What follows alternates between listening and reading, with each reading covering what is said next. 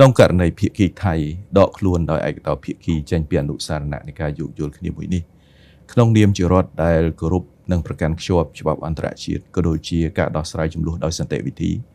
កម្ពុជាពុំមានជំរើសអ្វីក្រៅពីពឹងផ្អែកទៅលើច្បាប់អន្តរជាតិនិងអនុសញ្ញាអង្គការសហប្រជាជាតិស្តីពីនីតិសមុទ្រជាពិសេសយន្តការនៃការផ្សះផ្សាដោយចាប់បង្ខំ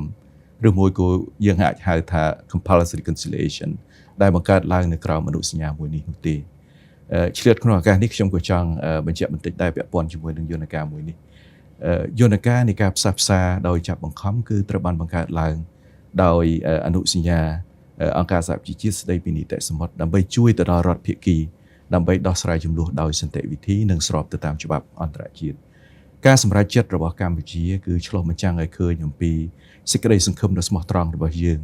ដែលប្រទេសយើងទាំងពីរអាចសម្រេចបាននៅដំណោះស្រាយមួយដែលយុត្តិធម៌ដែលយូរអង្វែងហើយស្របទៅតាមច្បាប់អន្តរជាតិដែលនឹងអនុញ្ញាតឲ្យប្រជាជនយើង